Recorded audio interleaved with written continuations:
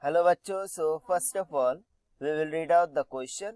So question says, in the given figure AB parallel to CD and EF is a transversal. If angle AEF, angle AEF is 65 degree, angle DFG is 30 degree, angle EGF 90 degree, and angle GEF is x degree, find the value of x. So for this, let us start with this solution here. तो simply आप diagram देख सकते हैं जो कि हमें given है AB parallel to CD. यहाँ पर some of the angles given है और सिंपली हमें x की वैल्यू क्या होगी वो फाइंड आउट करनी है. तो सबसे पहले हम बात कर लेते हैं की कॉन्सेप्ट की. सो की कॉन्सेप्ट में हम बात करेंगे about the property of a triangle. So उसमें सबसे पहली प्रॉपर्टी हो जाती है angle sum property.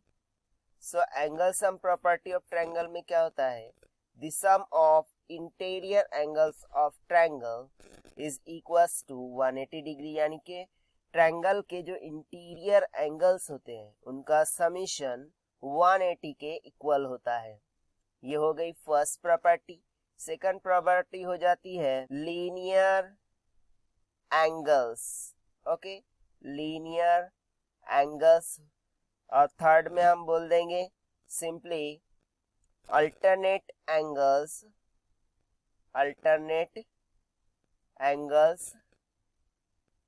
So linear angles में क्या होता है कि यदि दो एंगल इन लाइन हो सो उन्हें लीनियर एंगल बोल देते हैं. और अल्टरनेट एंगल्स में जनरली दो लाइन पैरेलल होती है और उनके बीच में एक कॉमन ट्रांसवर्स हो, सो जो अल्टरनेट एंगल्स होते हैं वो क्या हो जाते हैं, इक्वल हो जाते हैं.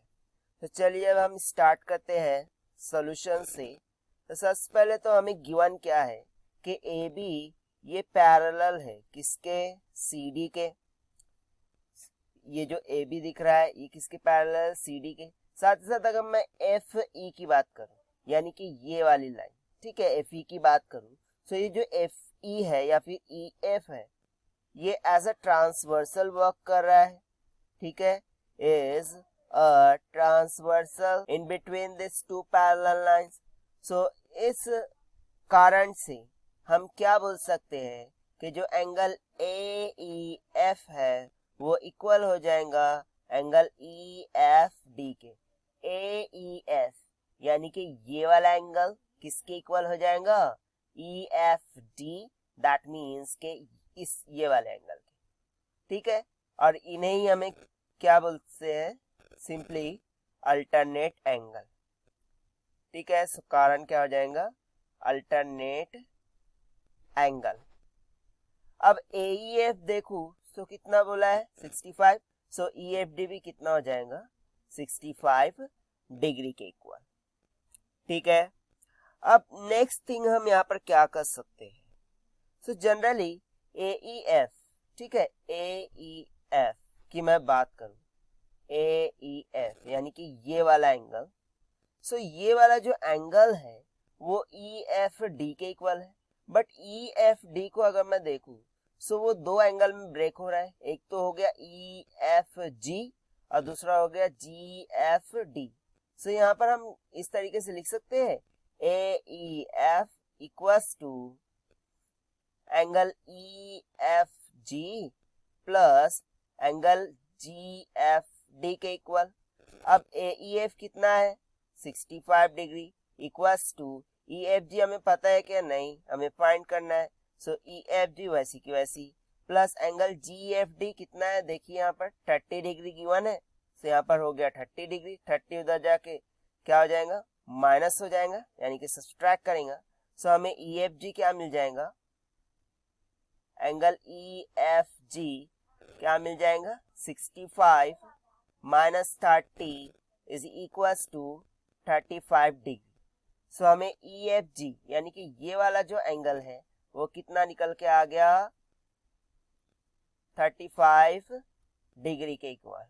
ठीक है, 35 डिग्री निकल के आ गया. अब नेक्स्ट थिंग हम क्या करेंगे, एंगल सम प्रॉपर्टी लगा देंगे फॉर द ट्रायंगल EFG.